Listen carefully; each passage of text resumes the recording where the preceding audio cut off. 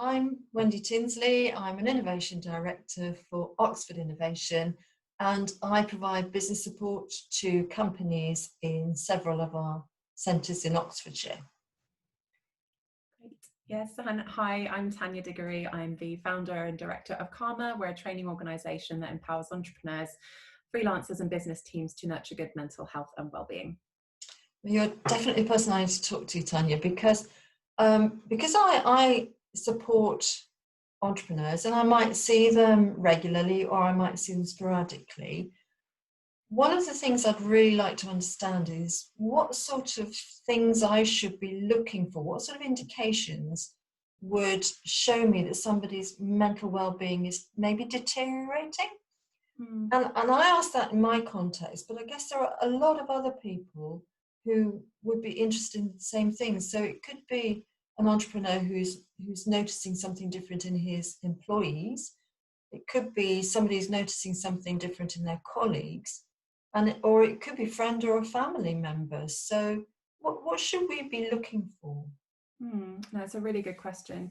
I think as a sort of my first instinct with that is that listen for what's not being said sometimes, as well as what is actually being said. So for example, if you're seeing entrepreneurs regularly and you're noticing that they're saying things like, I'm just working around the clock, or I've not had any time for anything else in my life at the moment, or, I've just got to keep going, or if they're saying things and they're looking or they're giving off an energy where they seem quite stressed, but they're holding a front at the same time, and just trying to be strong, then that's one thing. So sometimes it's what is being said, but also what's not being said. At the same time, it is really difficult to identify when you don't really know someone very well. That's kind of just a fact, really. So that the more that you know somebody or spend time with them, the more you'll get to know their sense of norm, and when they say things or look a certain way that seems a bit out of the norm for them, because we all have our own sense of norm, right?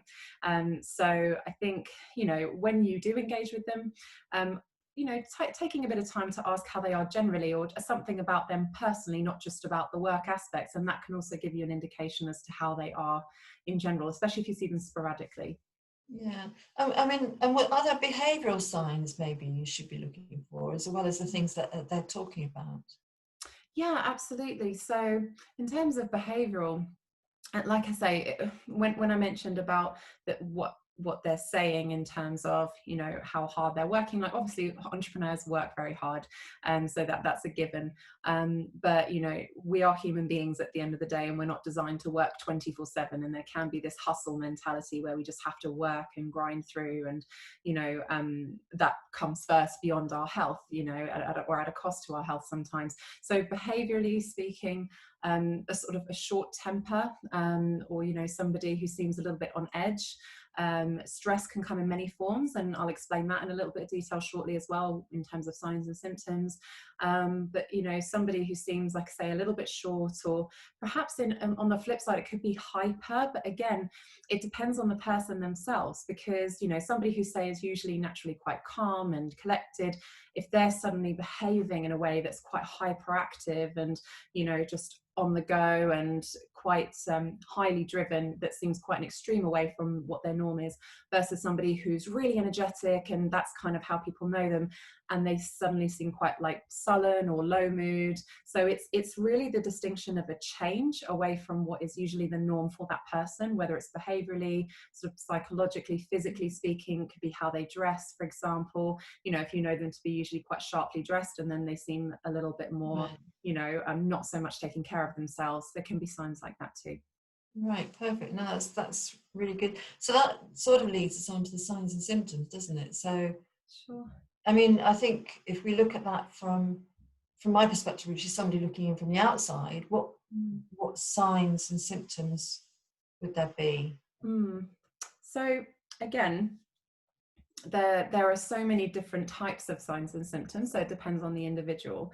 But if we look at sort of stress as a starting point, like we all experience stress, so there's no, you know, not one person doesn't experience it and some person or another person does. It's, we all experience it in different ways, and it's a very natural part of being human. It just depends to what extent you experience it and for how long a period of time. So within stress, if you're going through long periods of high volumes of ongoing stress that's unresolved, that can lead to high levels of anxiety, low moods or depression. It can lead to other kinds of disorders or even burnout, where you're feeling mentally, physically and emotionally exhausted, like a car running on empty with no fuel. So, you know, there are lots of different varying degrees of that. So some signs and symptoms that you could look out for if you're feeling highly stressed and it's ongoing for a long period of time, versus short bursts where, you know, there's kind of ebbs and flows, is, you know, feeling a kind of constant knot in your stomach, you know, that expression, because the brain and the digestive system is they share similar chemicals. So, you know, if you're struggling or got a lot of worrying thoughts going on through your mind, and, you know, that can lead to digestive issues or cramps and stomach pains. You can have pains in your chest or tension in different muscles or joints in different parts of your body that weren't there before, so new types of aches and pains. Shortness of breath, or like issues with breathing, feeling constricted breathing, because that is a direct offshoot of tension, physical tension in the body as well. You could also be feeling sweaty, shaky. You could go hot and cold in temperature, feel a high rise or sudden low dip in moods, so highs and lows. You could also experience symptoms like other kinds of pains or discomfort or headaches, chronic headaches for some people, which then can lead to sleep issues. So if you're struggling to switch off at night and you're struggling to sleep, then that can impact how you feel the next day, your reactiveness to situations, i.e., you know, rather than responding, you're more sharp and quick to react, and perhaps take things, you know, a little bit more personally or with a lack of perspective. Sleep is so important for our well-being. It's absolutely essential, and I could do a whole seminar on just that. So I'll be brief, but sleep is very important. And that can also lead to, you know, psychologically speaking, like I said, if you've got a lot of worrying thoughts going through your mind, that can lead to intrusive thoughts as well, and unhelpful thoughts that can be quite random and sporadic, and you know, you're not sure why they're there. It can lead to a higher sense of anxiety. So that's just a handful to give you an idea of different signs and symptoms that you could be coming across. And the main thing I would say is, if you feel like something just doesn't feel inherently right for you, listen to that, because you are on this lifelong journey with yourself. No one knows you better than you. It can be difficult to really spot signs, which is why it's important to have a good support network around you for people who might be spotting that you don't seem like your usual self. But, you know, just speaking to one person or writing down to get a bit of clarity on how you feel can do wonders for the next step in getting the support that you need. So as early on as possible, please don't mistake these signs, especially if they're repetitive and ongoing, to just listen to them and speak to somebody you trust. And so interesting that the psychology and the physiology seem to be so closely linked. And I suppose people could miss the physiological symptoms and not realize that they're linked to the psychology. Yeah. Completely. Like, there's a term in neuroscience called the mind-body connection, which essentially links to the fact that there's been an abundance of research to highlight that the mind essentially has the power to either heal or hinder the body. So essentially what we think and feel affects how we behave. So it's all interlinked. If you think of your body as one entity, you know, your mental, your physical, your emotional well-being are all connected. So if you are physically struggling, that may be a sign that your mental health is struggling too. And there's been so many cases where doctors even, you know, struggle to spot why or identify why somebody is in such physical pain. You know, mentally speaking, it was actually to do with that, you know, that they were mentally struggling and it was causing physical tension in the body. Because when you think about it in our mind, when we think about something that, you know, aids that feeling of, you know, pain or suffering or struggling, we hold that tension within our bodies, and it can create tension in lots of different places. It depends on you as an individual. but it's all interconnected. So never underestimate the impact of the physical pain being linked to mental health, and also on the flip side, how, you know, physically thriving can lead to mentally thriving too. Definitely. And I suppose, I mean, what we want to make sure is that all entrepreneurs can operate at their optimum. Yeah. And it's really key that they start to recognize when they're not, I suppose. I mean, having said that, then I suppose this brings me to the thorny issue of maybe knowing this now, I spot something in one of the entrepreneurs I'm working with.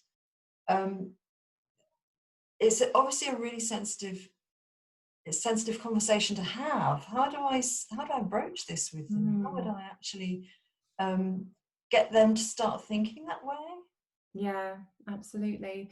I think there's no clear-cut answer for that, because it depends on the type of relationship that you have with that person.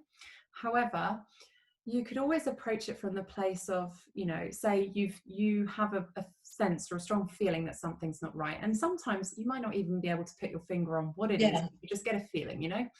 And even just, you know, holding your hands up and saying something like, look, I could be wrong. I'm not saying I'm right with this, but I wouldn't feel right if I didn't approach you about this. You know, I've noticed that either in your own words, like, you know, you don't seem yourself lately, or something seems to be bothering you, however you'd want to phrase it, but just with kindness and in a gentle approach. And then, you know, something like, is everything okay? I think sometimes as humans, we can overcomplicate things sometimes for ourselves. And especially in certain situations that we care about, or if we see someone suffering, we don't want to see them suffering. So we can, you know, overthink things. Whereas, you know, time and time again, I have seen this as well, you know, in many examples and clients we work with, etc. You just approach it from a place of authenticity and a genuine place where you just want to help them. You can't really go wrong, you know, in the sense that just asking someone, look, are you okay? What's going on? I couldn't help but notice. And just really from that, you know, kind place of just wanting to help. A person I think is great, as a great example of this, is called Brené Brown. And she's a researcher and a leader in the space around the link between shame, vulnerability, and courage, and how much courage it takes to be vulnerable, right? So she's a fantastic researcher in this space. And you know, she often talks about, you know, you don't even have to have the answer for things. Like if someone does talk to you about something really quite profound, even just to say something like, you know, I don't even really know what to say right now, but I'm just really glad that you told me. You know, it's about having that human to human connection. So just perhaps think about that before going in with what question you're going to ask. Just think, you know, I just want to connect with this person. I want them to know I'm there for them and that they can speak to me if they want to. And you'd be surprised how much that can really make a difference to a person's day, even if they don't show it, if they're trying to be proud or, you know, strong. I was going to say that courage and vulnerability, that's an interesting flip, isn't it? So yeah, I think a lot of entrepreneurs feel they can't appear vulnerable. Yeah, totally. And the funny thing is that, you know, especially as entrepreneurs, it's a very unique lifestyle, isn't it? And a very unique drive to want to create something and do something, make an impact in the world. And we all go through such similar things in a way, and similar experiences, ups and downs, challenges, rewards. And we're all human, you know, and I think it's quite surprising how often we go through very similar human experiences. And that if you have the you know, the strength to actually open up and say, you know, I don't really feel like myself, or I feel like I could get a bit more support so I could be in a better position to thrive myself for my business, because the two are interlinked. You know, it's going to have an effect on your business if you're not feeling great. So to say that actually takes a lot of courage, because like you said, you know, it's easy to say to yourself, oh, I just need to keep going and I need to be strong. But actually to be vulnerable and to step into that space and get help, like not only does it show a lot of strength and courage, but actually you're in a better position because you're able to move forward, you know, and hopefully overcome whatever it is that you might feel is holding you back. Brilliant. So that's been really great, because now I feel a lot more confident that I know what to look for. You know, I've got an idea of all those really kind of complicated interactions physiologically and psychologically that probably I'd never have noticed before. And also you've given me a way of thinking about how I could actually broach the subject in a really kind and gentle way, just to let somebody know that there's another human being there that might be aware and that they may be able to open up to. So that's brilliant. Thank you. Oh, it's a pleasure. I'm glad I could help. Thank you. Yeah, thanks, Tania.